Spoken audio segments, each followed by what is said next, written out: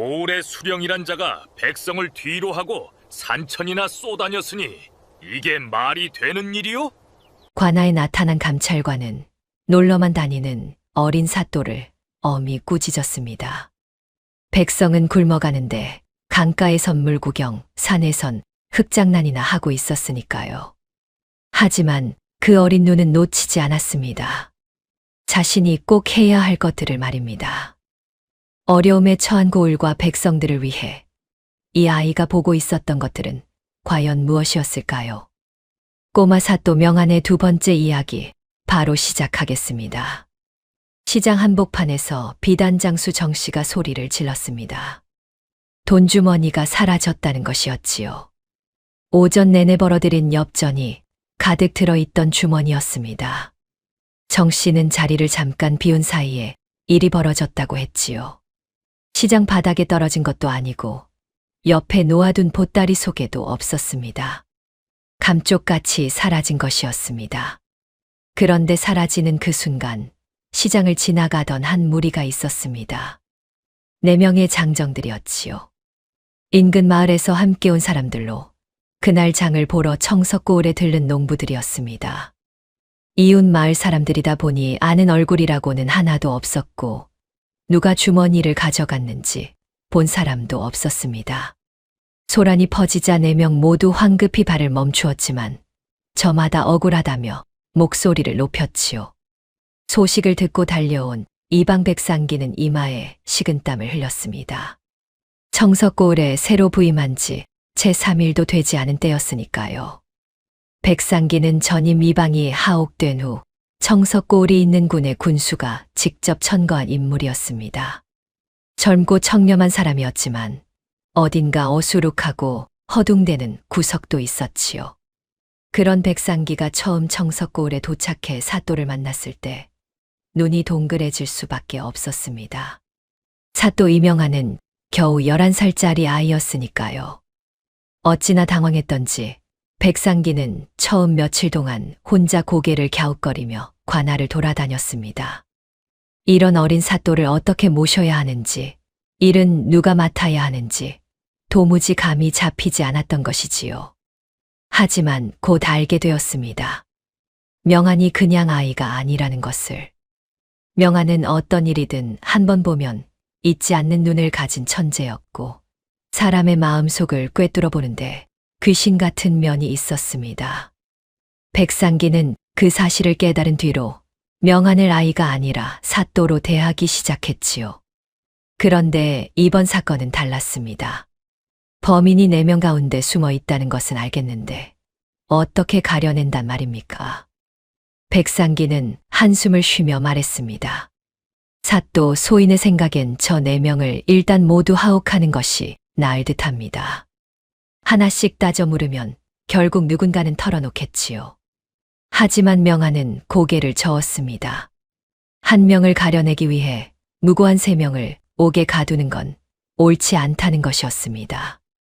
백상기는 속으로 답답했지만 더 이상 말을 잇지 못했습니다. 대신 명안이 조용히 입을 열었지요. 관아 마당에 큰 가마솥을 내다 걸도록 하시오. 그리고 저 4명을 모두 마당에 세워두시오. 백상기는 눈을 깜빡였습니다. 가마솥이라니요. 지금 밥을 지을 때가 아니지 않습니까? 하지만 명안의 눈빛은 진지했습니다. 이방은 뭔지는 모르겠지만 일단 따르기로 했습니다. 관아 마당에 큰 가마솥이 자리를 잡았습니다. 솥 아래에는 불이 지펴졌고 잠시 후 솥 안에서 무언가가 끓기 시작했습니다. 냄새가 퍼지는가 싶더니 눈이 따갑고 코가 얼얼해지기 시작했지요. 고춧가루였습니다. 솥 가득 고춧가루를 붓고 달인 것이었습니다. 매운 연기가 하얗게 피어올라 마당 전체를 덮었습니다. 4명의 장정들이 일제히 기침을 터뜨렸습니다. 눈물이 흘렀고 코끝이 시렸습니다. 저마다 소매를 들어 얼굴을 가리기 시작했지요. 이방도 코를 틀어 막으며 뒤로 물러서고 싶었지만 명안 곁에서 자리를 지켰습니다. 그런데 명안은 기침 소리에는 눈길 한 번 주지 않았습니다. 명안이 보고 있는 것은 따로 있었지요. 바로 4명이 소매를 들어 올리는 팔의 높이였습니다. 3명은 소매를 코 위까지 번쩍 들어 올렸습니다. 매운 연기를 피하려면 얼굴을 가려야 했으니까요. 그런데 한 명이 달랐습니다. 제일 오른쪽에 서 있는 장정이었지요. 그 사람은 소매를 들어 올리다 말고 팔꿈치를 어정쩡하게 허공에 멈추었습니다. 소매 속에 묵직한 무언가가 들어있는 사람이 팔을 높이 들면 그것이 흘러내릴 것이고 그 불안에 팔이 멈출 수밖에 없었던 것이지요. 명안이 손을 들어 그 장정을 가리키려던 바로 그 순간이었습니다.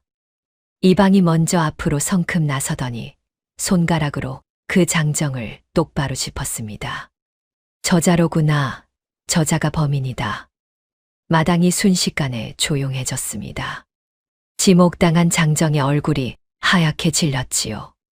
포졸들이 달려들어 그 장정의 소매를 뒤집자 돈주머니가 툭 하고 바닥에 떨어졌습니다. 비단 상인 정 씨의 돈주머니였지요. 틀림없이 안에는 오전 내내 번 엽전이 가득 들어 있었습니다. 마당에 모였던 사람들이 술렁였습니다. 이방은 팔짱을 끼고 흡족한 표정을 지었지요. 그러다 문득 명안을 돌아보았습니다. 명안은 무슨 생각을 하고 있는지 조용히 새 이방을 바라보고 있었습니다. 머쓱해진 이방이 고개를 숙였습니다. 송구합니다. 저도 모르게 그만. 명안은 아무 말도 하지 않았습니다. 그저 조용히 고개를 한번 끄덕였지요. 그 끄덕임이 무슨 뜻인지 이방은 정확히 알 수 없었습니다. 하지만 명안의 입가에 아주 작게 희미한 미소가 번졌습니다. 흐뭇하다는 뜻인지 아니면 그저 기분이 좋다는 것인지. 이방은 그 미소를 보고 왠지 모르게 가슴이 두근거렸습니다. 명안은 처소로 돌아와 창가에 앉았습니다. 바깥에서는 포졸들이 범인을 옥에 끌고 가는 소리가 들렸지요. 명안은 종이 한 장을 꺼내 붓을 들었습니다. 무언가 한참을 적다가 붓을 내려놓고는 작게 중얼거렸지요. 새 이방이 꽤 쓸만한 사람이로구나. 이방이 명안을 찾은 건 사건 해결 다음 날 아침이었습니다. 관아 마당 한쪽 그늘 아래에 명안이 앉아 있었지요. 책을 펼쳐든 채 조용히 글을 읽고 있었습니다. 이방은 머뭇거리다가 공손히 허리를 숙였습니다. 사또, 어제 일은 소인이 너무 앞서 나갔습니다. 날이 깨서 먼저 짚으실 참이었는데 제가 성급했습니다. 명안은 책에서 눈을 들지 않았습니다. 잠시 후 짧게 말했지요. 이방이 본 것과 내가 본 것이 같았소. 그러면 된 것이오. 그게 전부였습니다. 이방은 뭔가 더 이야기가 이어질 줄 알았는데 명안은 이미 다시 책 속으로 들어가 있었지요. 이방은 멋쩍게 물러났지만 가슴 어딘가가 묘하게 따뜻했습니다. 분명 칭찬은 아닌 것 같은데 왜 그런지 알 수가 없었지요. 그로부터 며칠이 지났을 무렵 청석고을 주막에 낯선 사내 하나가 들어섰습니다. 중년으로 보이는 나이의 상인 차림이었지만 여느 장돌뱅이와는 달랐지요. 명주로 지은 두루마기가 먼지 하나 없이 깔끔했고 손에 든 지팡이는 손잡이가 은으로 마감된 것이었습니다. 뒤로는 부리는 사람 둘이 따르고 있었지요. 주막 주인에게 방을 청하는 태도도 여유가 있었습니다. 스스로를 한시라고만 밝혔고 장사를 다니다 이 고을에 잠깐 머문다고 했지요. 주막 사람들은 처음엔 크게 눈여겨보지 않았습니다. 장사꾼이야 청석고을을 오가는 사람이 한둘이 아니었으니까요. 그런데 한 씨는 하루가 지나도 이틀이 지나도 짐을 싸지 않았습니다. 보따리를 열어 장사를 하는 것도 아니었지요. 그저 주막 마루에 앉아 고을 사람들이 오가는 것을 멀거니 바라보거나 혼자 서책을 꺼내 들여다보곤 했습니다. 이방이 그 이야기를 명안에게 보고한 것은 한 씨가 주막에 든 지 사흘째 되던 날이었습니다. 심상치 않은 자가 머물고 있다며 염려하는 눈빛이었지요. 그런데 명안은 고개를 끄덕이더니 뜻밖의 말을 했습니다. 내가 한번 만나봐야겠소. 이방이 눈썹을 치켜 올렸습니다. 사또가 직접 주막으로 간다는 말이었습니다. 명아는 이미 일어서고 있었지요. 주막에서 한 씨를 처음 마주친 건 오후 햇살이 기울 무렵이었습니다. 한 씨는 마루 끝에 앉아 장기판을 들여다보고 있었지요. 맞은편에는 주막 노인이 앉아 훈수를 두고 있었습니다. 명안이 다가가 슬쩍 장기판을 들여다보았습니다. 그러더니 한 씨 맞은편에 스르르 앉아버렸지요. 한 수 배울 수 있겠습니까? 한 씨는 눈앞에 어린 꼬마를 한번 쳐다보더니 빙긋 웃으며 장기알을 건넸습니다. 그렇게 명안과 한 씨의 장기 한 판이 시작되었지요. 이방은 그 옆에 서서 처음엔 어리둥절했지만 이내 체념한 듯 팔짱을 끼고 구경꾼이 되었습니다. 그날 이후로 명안은 종종 주막으로 갔습니다. 한 씨와 장기를 두고 이런저런 이야기를 나누었지요. 이방은 속이 타들어갔습니다. 관아에는 공문서가 빼곡이 쌓여 있었고 백성들의 민원도 하나둘 들어오고 있었습니다. 그런데 사또는 주막에서 장기나 두고 있었으니까요. 다음 날 이방이 명안을 찾아갔을 때도 명안은 관아에 보이지 않았습니다. 마침 지나가던 아전 하나에게 물었습니다. 사또께선 어디 계신가? 아전이 머리를 긁적이며 대답했습니다. 조금 아까 장터에 가신다고 나가셨습니다. 짧은 대답이었지요. 이방은 한숨을 꾹 눌러 삼키며 문서 더미 앞에 혼자 앉았습니다. 그런데 그때 더 큰 걱정거리가 생겨났습니다. 비가 와야 할 때가 지났는데 하늘에 구름 한 점이 없었지요. 논바닥이 쩍쩍 갈라지기 시작했고 씨앗을 뿌려도 싹이 올라오지 않았습니다. 가뭄이었습니다. 처음엔 며칠 지나면 비가 오겠거니 했습니다. 그런데 열흘이 지나도 보름이 지나도 비 소식이 없었지요. 우물 수위가 내려가고 개울물이 좁아지기 시작했습니다. 농부들의 얼굴에서 웃음이 사라졌지요. 이방은 밤잠을 설쳤습니다. 가뭄이 이대로 이어지면 가을 수확을 기대하기 어려웠고 그렇게 되면 백성들이 겨울을 어떻게 나야 하는지 막막했습니다. 이방은 아침 일찍 명안을 찾아갔습니다. 대책을 세워야 한다고, 지금 당장 움직여야 한다고 목소리를 높였지요. 명안은 이방의 말을 끝까지 다 들었습니다. 너무 걱정하지 마시오, 이방. 이방은 귀를 의심했습니다. 지금 백성들이 논바닥이 타들어간다고 아우성인데 너무 걱정 말라니요. 사또가 자신의 얘기를 제대로 들은 게 맞는지 묻고 싶었습니다. 하지만 명안은 이미 자리에서 일어나 있었지요. 오늘도 어딘가로 나갈 채비를 하는 것이었습니다. 이방이 따라붙었습니다. 사또 어디로 가십니까? 강가에나 좀 나가볼까 하오. 이방은 미간을 찌푸렸지만 말없이 따라 나섰습니다.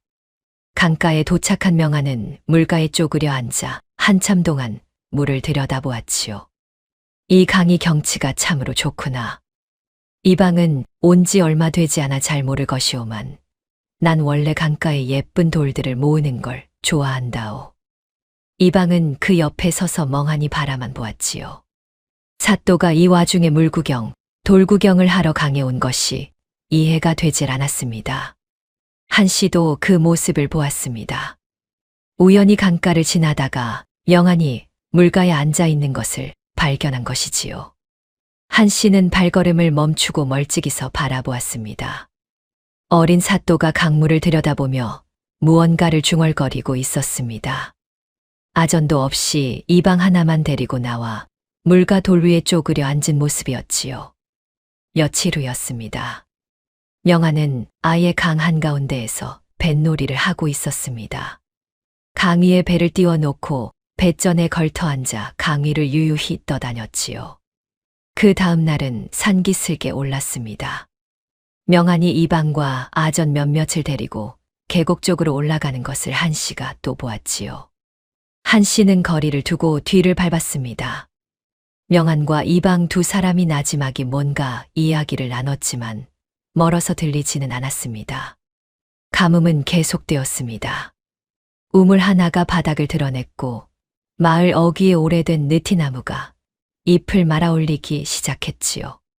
장터에 나오는 채소가 줄었고 곡식값이 오른다는 소문이 돌기 시작했습니다. 백성들의 눈빛이 어두워졌지요. 명한은 이따금씩 관할을 나섰습니다. 이방과 아전 며칠 데리고 산으로, 강으로, 들로 쏘다녔지요. 한 씨도 그런 모습을 몇 번이나 더 목격했습니다. 한 씨는 그날 밤 숙소로 돌아와 종이첩을 꺼냈습니다. 그리고 천천히 적어 내려갔지요. 백성은 굶주리는데 사또는 산천이나 유람하며 한가롭게 지낸다고. 처음 정석골에 부임했을 때는 현명한 아이라는 소문이 자자하더니 직접 보니 그 소문을 믿기 어렵다고요. 한 씨는 붓을 내려놓고 눈을 감았습니다. 사실 한 씨는 장사꾼이 아니었습니다. 조정의 명을 받고 사헌부에서 내려온 한종수라는 감찰관이었습니다. 장사치로 위장해 고을의 형편과 고을 수령의 민정을 살피는 중이었지요. 재능은 뛰어날지 모르나 백성들의 고통 앞에서 태만하다면 그 재능이 무슨 소용이겠는가. 한종수의 입가에 실망이 서렸습니다. 가뭄이 계속되던 어느 날 아침 관아 약재 창고 문이 활짝 열려 있었습니다. 자물쇠가 채워져 있어야 할 문이었지요. 약재 창고의 고지기가 안을 들여다보고는 그 자리에 굳어버렸습니다. 선반을 가득 채우고 있던 약재 꾸러미들이 군데군데 비어 있었습니다. 귀한 것들만 골라 가져간 것이었지요.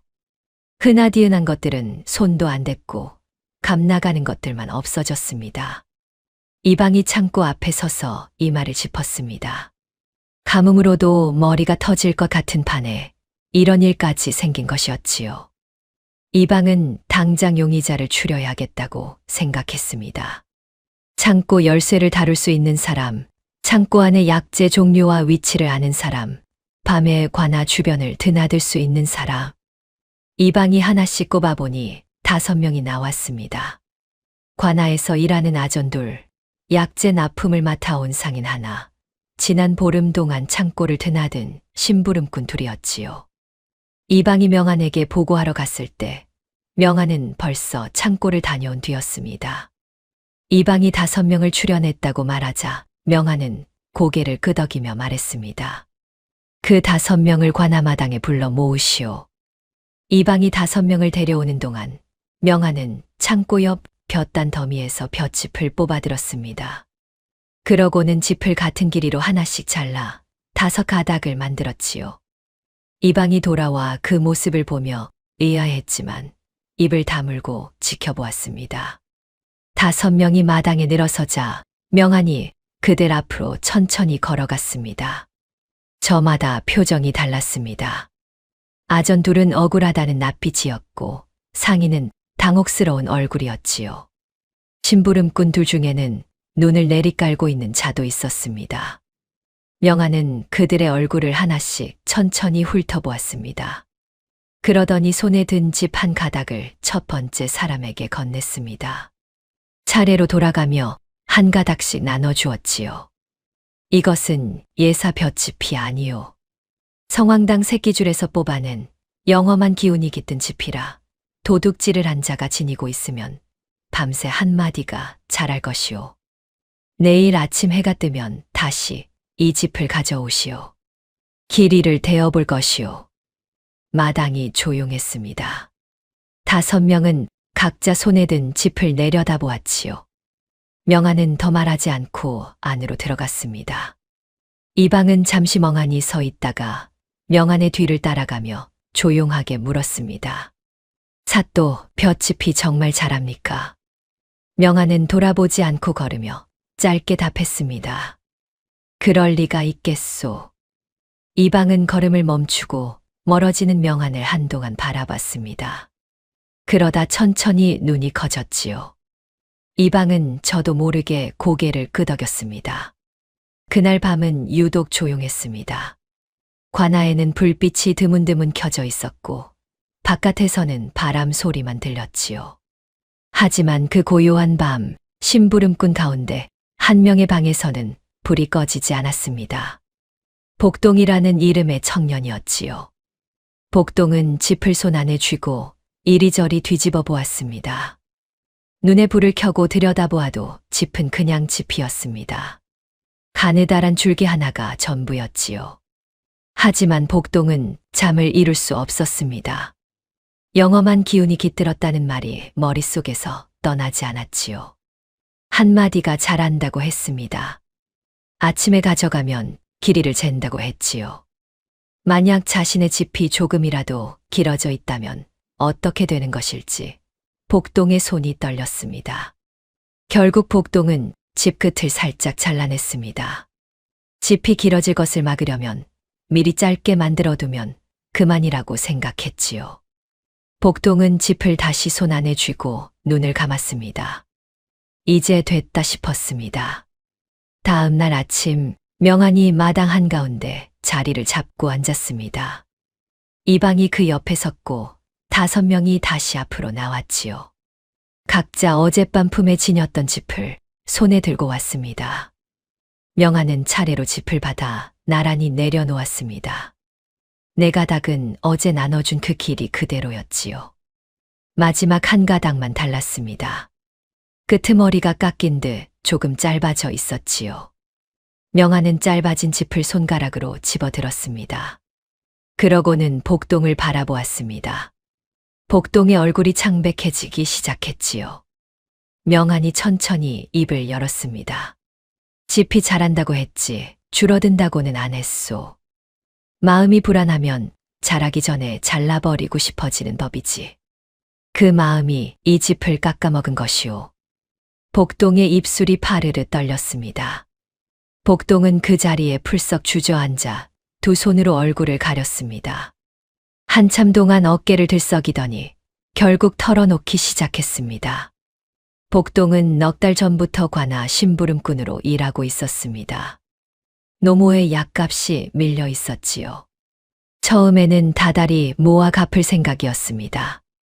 그런데 가뭄이 닥치면서 약값이 갑자기 올랐지요. 모아둔 돈으로는 턱없이 부족했습니다. 복동은 어느 날 밤 창고 자물쇠를 뜯어내고 들어가 비싼 약재 몇 꾸러미를 꺼냈습니다. 약재를 팔아 돈을 마련할 생각이 아니었지요. 그저 비싼 것이면 노모에게 좋을 것이라는 생각뿐이었습니다. 그것이 노모의 병에 맞는 약재인지 아닌지도 모른 채 그저 효심 하나로 저지른 일이었지요. 복동의 이야기를 듣는 동안 이방의 얼굴이 굳어갔습니다. 측은한 마음이 없지 않았지만 공물을 빼돌린 것은 엄연한 죄였지요. 이방이 복동을 어떻게 처리해야 할지 가늠하고 있을 때 명안이 먼저 말했습니다. 노모의 약값이 얼마요? 복동이 고개를 들고 약값을 고했습니다. 명안은 잠시 생각하더니 이방을 돌아보았습니다. 훔쳐간 약재값과 노모의 약값을 따져서 갚아야 할 액수를 정확히 산정하시오. 급료에서 조금씩 갚게 할 것이오. 이방이 눈을 깜빡였습니다. 벌을 내리지 않는다는 말일까요? 명안은 그런 이방의 표정을 읽고 덧붙였습니다. 약재를 훔친 죄는 묻겠소. 하지만 복동이 그 돈으로 자신의 배를 채운 것이 아니오. 노모를 살리고 싶었던 것이지요. 그 마음까지 벌할 수는 없소. 심부름꾼 일이 끝난 후에는 관아와 마을의 노역을 따로 하게 될 것이오. 이방은 잠시 명안을 바라보다가 고개를 숙였습니다. 복동은 두 손을 땅에 짚고 이마를 조아렸습니다. 어깨가 계속 들썩였지요. 그 자리를 지켜본 사람이 또 하나 있었습니다. 관아 담 너머 멀찍이 서 있던 한종수였습니다. 한종수는 잠시 그 광경을 바라보다가 주막으로 돌아왔습니다. 며칠치 기록을 정리하면서 문장을 다듬었지요.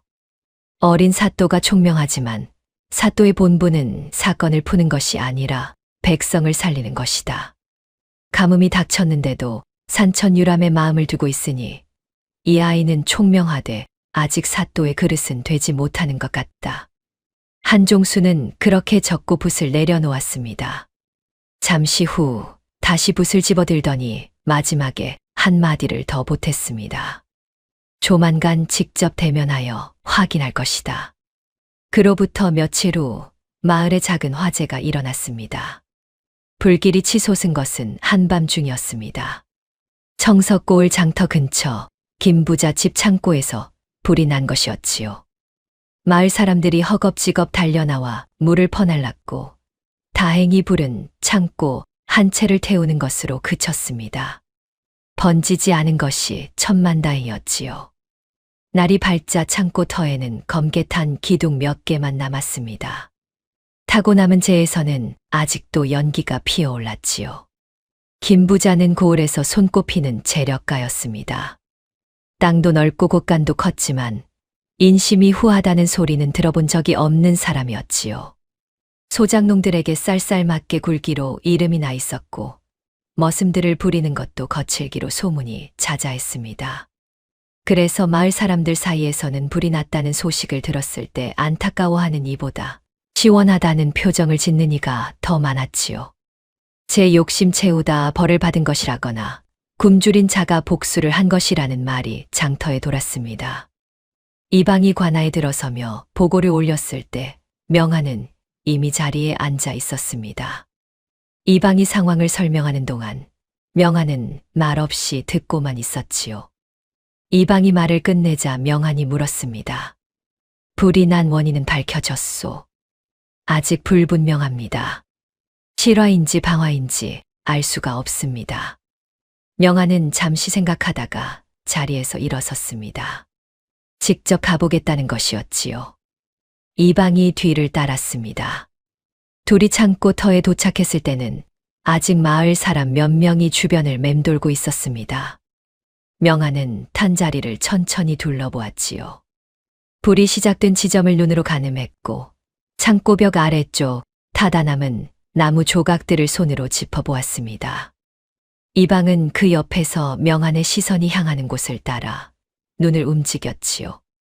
명한이 창고 터를 한 바퀴 돌고 나서 이방에게 말했습니다. 불이 안쪽에서 난 게 아니오. 바깥에서 붙은 것이오. 이방의 눈이 커졌습니다. 명한은 창고 바깥쪽 벽 아래를 가리켰습니다. 불길이 가장 깊게 파고든 흔적이 안쪽이 아니라 바깥 벽 하단에 집중되어 있었지요.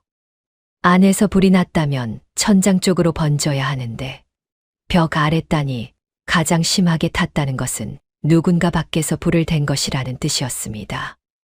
이방은 고개를 천천히 끄덕였지요. 그런데 그날 오후 사내 하나가 관아로 달려왔습니다. 숨을 헐떡이며 이방 앞에 섰지요. 봉석이라는 이름의 사내로 장터 인근에 사는 사람이었습니다. 봉석은 어젯밤 김부자 집 담벼락 근처를 지나다가 수상한 자를 보았다고 했습니다.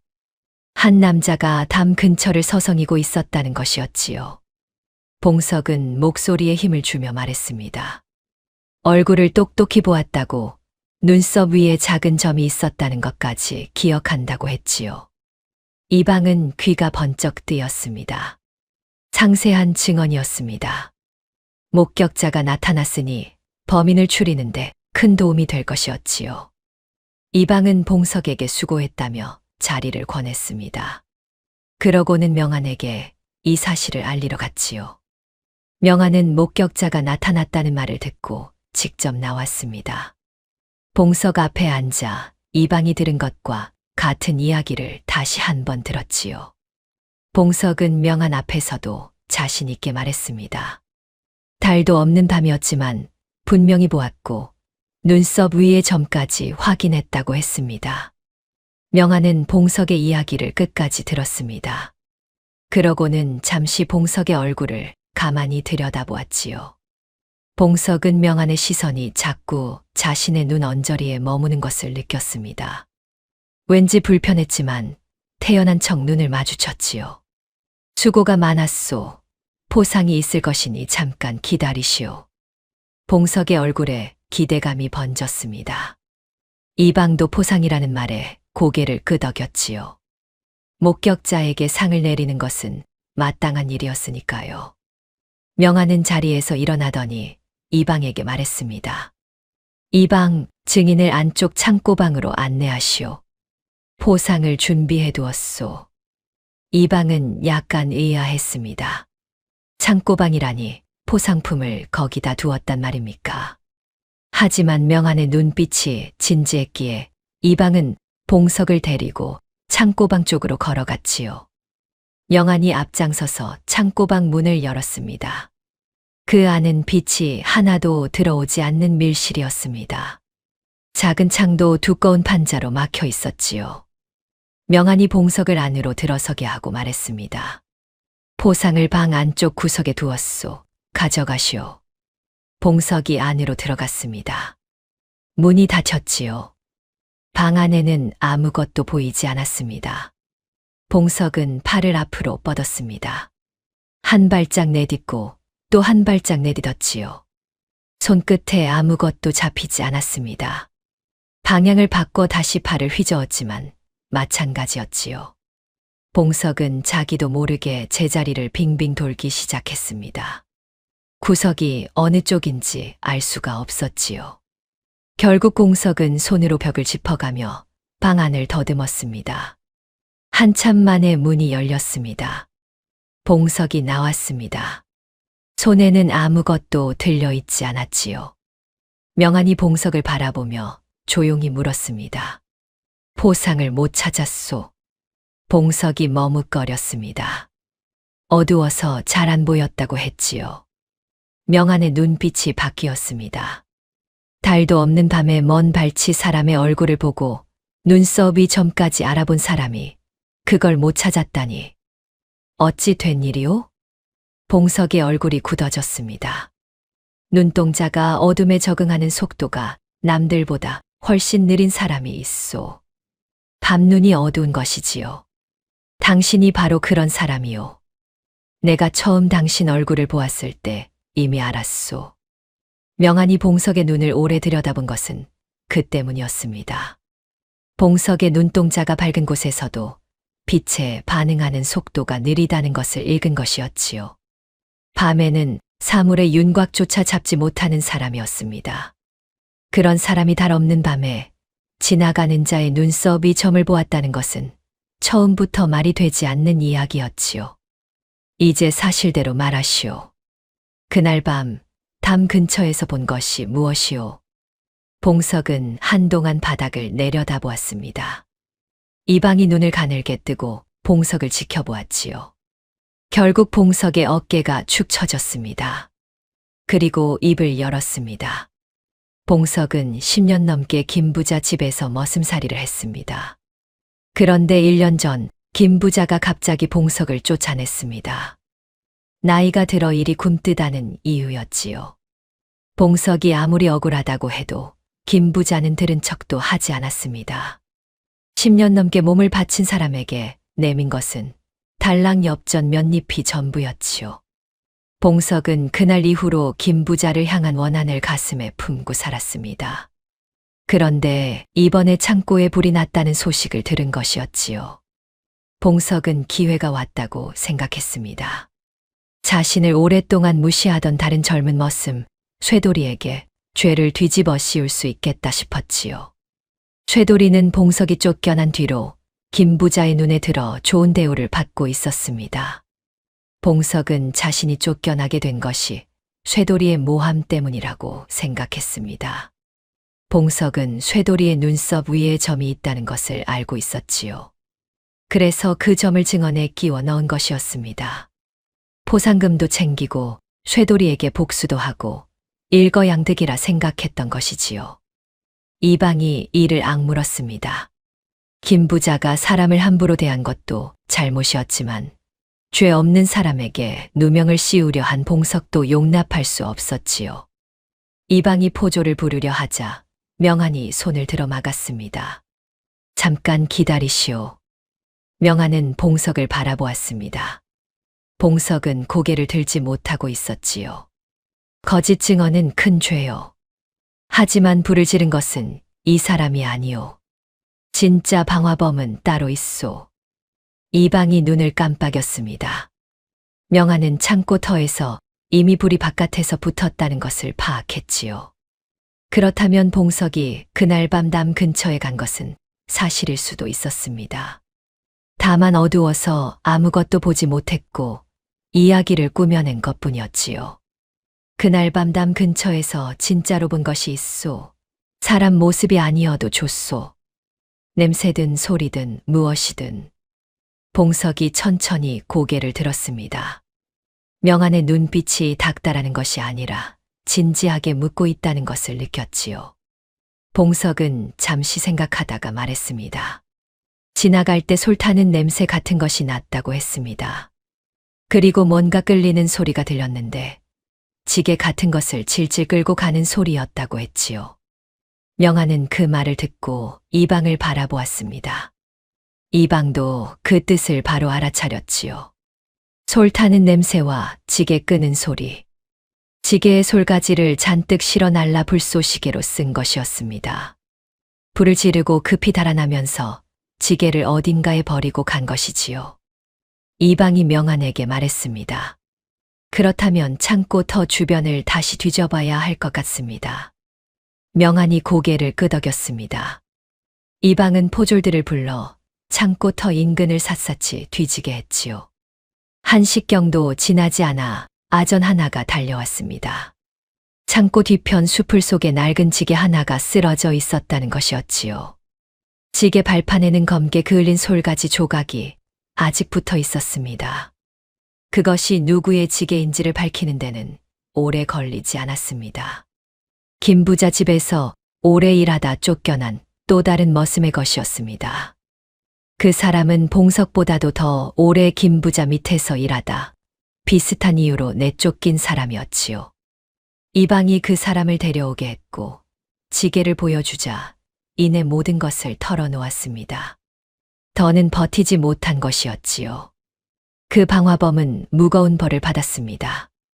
봉석도 결국 거짓 증언을 한 죄로 벌을 받았지요.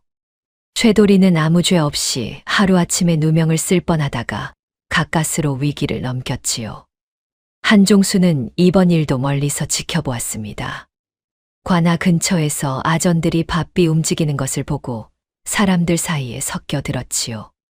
어린 사또가 목격자의 눈동자를 보고 야맹증을 알아챘다는 이야기가 돌았습니다. 관아에서 빠져나오던 한종수는 입술을 꾹 다물었지요. 재능이 아깝다는 생각이었습니다. 이토록 날카로운 눈을 가진 아이가 왜 백성들의 어려움에는 그 눈을 쓰지 않는가 하는 생각이었지요. 한양으로 출발해 보고를 올려야 할 때가 다가오고 있는 것 같았습니다. 이틀 뒤 한종수가 관아에 나타난 것은 이른 아침이었습니다. 상인의 보따리도 지팡이도 없었지요. 깔끔하게 차려입은 관복 차림이었습니다. 이방이 관아 마당에서 그 모습을 마주쳤을 때 잠깐 눈을 의심했습니다. 주막에 한씨가 관복을 입고 서 있었으니까요. 이방은 굳은 얼굴로 명안의 처소로 달려갔습니다. 한종수가 동원 툇마루 앞에 멈춰 섰을 때 관아 마당이 순식간에 조용해졌습니다. 관복에 달린 흉배가 아침 볕을 받아 또렷하게 빛났지요. 며칠 동안 주막에서 보아온 그 허름한 장돌뱅이가 아니었습니다. 등을 꼿꼿이 세우고 뒷짐을 진 채 서 있는 모습은 오랜 시간 권위가 몸에 배인 사람임을 보여주고 있었지요. 이방은 그 자리에서 굳어버렸습니다. 한종수가 천천히 입을 열었습니다. 나는 조정의 명을 받아 감찰관으로 내려온 사헌부의 장령 한종수다. 한종수는 명안을 내려다보며 말을 이어갔습니다. 목소리는 높지 않았지만 한마디 한마디가 무거웠지요. 그간 이 고을에 머물며 이곳저곳을 똑똑히 지켜본 바 가뭄이 든 상황의 고을의 수령은 강으로 산으로 유람을 다니며 소일하고 관아는 이방 혼자 건사하다시피 하고 있었다. 이방은 한종수의 말을 들으며 고개를 숙였습니다. 백성은 굶주리는데 사또는 산천이나 유람하며 방탕하게 굴었으니 조정에 좋은 이야기를 올릴 수가 없게 되었다. 지금 이 자리에서 직접 대답을 들어보고 합당치 않으면 그 죄를 묻겠다. 파직도 각오해야 할 것이야. 관아의 공기가 싸늘해졌습니다. 명아는 두 손을 앞에 모으고 공손히 서 있었습니다. 고개는 들지 않았지만 흔들리는 기색은 없었습니다. 잠시 침묵이 흘렀습니다. 이방은 숨을 참았지요. 명안이 이방을 향해 조용히 손짓을 했습니다. 이방 뒷마당으로 안내해 드리시오. 한종수에게도 공손히 고했습니다. 나리, 잠시 뒷마당으로 함께 가보시지요. 한종수가 관아 뒷마당으로 들어섰을 때 발걸음이 멈췄습니다. 마당을 가득 채운 수레들이 눈에 들어왔지요. 수레마다 가마니와 자루가 빽빽하게 실려 있었습니다. 흙이 묻은 뿌리 채소들이 자루 밖으로 삐져나와 있었고 묵직하게 부른 가마니들이 수레를 가득 채우고 있었지요. 한두 수레가 아니었습니다. 마당을 돌아보니 한쪽에는 볏짚으로 덮어둔 더미들도 줄지어 있었지요. 명안이 한종수 곁에 서서 말했습니다. 그동안 강과 산을 돌아본 것은 유람이 아니었습니다. 백성들을 살릴 마지막 보루를 점검하러 다닌 것이었습니다. 명안은 차분하게 설명했습니다. 가뭄이 시작될 무렵 강가에 나가 수위를 잰 것이었습니다. 물이 얼마나 빠졌는지를 보면 가뭄이 얼마나 더 이어질지 가늠할 수 있었지요. 그 수위를 보고 명안은 이번 가뭄이 짧지 않을 것이라 판단했습니다. 명안은 그때부터 산으로 다녔습니다. 가뭄에도 살아남는 구황작물이 어느 산비탈에 자라고 있는지, 얼마나 걷어들일 수 있는지를 직접 눈으로 확인하러 다닌 것이었지요. 이방과 아전 몇 명을 데리고 다니며 자라는 것들을 살피고 거둘 수 있는 양을 가늠하고 수확 시기를 정했습니다. 그 결과가 지금 이 뒷마당에 채워진 것이었지요. 그리고 산에는 마당을 10번은 더 채우고도 남을 작물들이 아직 남아 있었습니다. 한종수는 아무 말도 하지 않았습니다. 마당을 한 바퀴 돌며 수레를 하나씩 확인했지요. 이방은 그 모습을 지켜보며 코끝이 찡해졌습니다. 명안이 그 더운 날 흙을 손으로 쥐어보고 산비탈 풀포기를 들추던 것이 이것이었지요. 한종수가 발걸음을 멈추고 명안을 돌아보았습니다. 무언가 말을 하려다가 입을 다물었지요. 명안이 먼저 말했습니다. 강가에서 저를 보셨을 때 저는 물과 돌에 새긴 눈금을 확인하고 있었습니다. 산기슭에서 보셨을 때는 비탈의 습기를 가늠하고 있었지요. 흙이 얼마나 메말랐는지를 보면 뿌리 작물들이 버틸 수 있는지 없는지 알 수 있으니까요. 한종수의 눈썹이 미세하게 올라갔습니다. 내가 보고 있다는 걸 알았다는 말인가? 명안이 공손히 대답했습니다. 감찰관께서는 주막에 드신 첫날부터 이 고을을 살피고 계셨지요. 그런데 처음 뵈었을 때부터 한 가지가 마음에 걸렸습니다. 장돌뱅이라 하셨는데 궁에서나 쓰는 치명 냄새가 났습니다. 그리고 걸음걸이도 예사상인과 달랐습니다. 발 뒤꿈치를 먼저 딛고 무게를 고르게 나눠 팔자로 걷는 것은 오랫동안 관복을 입고 다닌 사람의 걸음이지요. 장터를 걸을 때도 강가를 걸을 때도 그 걸음은 변하지 않으셨지요. 한종수는 그 자리에서 굳어버렸습니다. 그래서 알고 있었습니다. 감찰관 나리께서 저를 보고 계신다는 것을. 마당이 고요해졌습니다. 이방은 입을 반쯤 벌린 채 명안을 바라보았지요. 한종수는 한동안 말이 없었습니다. 자신이 그동안 고을을 지켜보는 관찰자라 믿었는데 오히려 완벽하게 관찰당하고 있었던 것이었지요. 치명 냄새, 걸음걸이, 장기를 두며 나눈 이야기들까지. 명안은 그 모든 것을 첫날부터 알고 있었습니다. 한종수의 입술이 움직였습니다. 한참 만에 말이 나왔지요. 헌데 그것을 알면서도 왜 아무 말도 하지 않았는가? 오해가 풀리는 데에도 때가 있는 법이지요. 제가 먼저 나서면 오히려 서로 불편해질 테니까요. 한종수는 뒷마당을 다시 한번 천천히 둘러보았습니다. 수레마다 채워진 구황작물들이 눈에 들어왔지요. 가뭄이 계속되면 저것이 이 고을 백성들을 먹여 살릴 것이었습니다. 논이 타들어가도 곳간이 비어도 저 산에서 거둔 것들이 버팀목이 될 것이었지요. 한종수는 자신이 주막에서 써내려간 보고서를 떠올렸습니다. 태만하다고 풍류에 빠졌다고 적었습니다. 그 문장들이 지금 이 마당 앞에서 하나씩 무너지고 있었습니다. 한종수는 명안 앞으로 걸어가 천천히 허리를 숙였습니다. 어린 사또 앞에서 조정의 감찰관이 고개를 숙이는 모습을 이방은 눈을 크게 뜨고 바라보았지요. 내가 경솔했네. 명을 받고 내려온 감찰관이 되어 보이는 것만 보려 한 점 부끄럽기 짝이 없네. 명안은 고개를 저었습니다. 감찰관께서 꼼꼼히 살피신 덕에 저와 이 고을이 긴장을 잃지 않을 수 있었지요. 오히려 감사한 일입니다. 한종수는 그 말에 잠시 눈을 감았습니다. 감찰을 하러 내려왔다가 도리어 가르침을 받은 것이었지요. 얼마 후 관아에서 나온 한종수는 품에서 종이첩을 꺼냈습니다. 그동안 써내려간 기록들을 훑어보다가 천천히 세 문장을 적어 내려갔습니다. 소신은 아이를 감찰하러 갔으나 도리어 일국의 제목에게 큰 가르침을 받았습니다. 한종수가 돌아간 뒤 관아는 다시 조용해졌습니다. 이방은 뒷마당에 혼자 남아 수레들을 바라보았지요. 저것이 그 뜨거운 날 명안이 산과 강을 오가며 준비한 것이었습니다.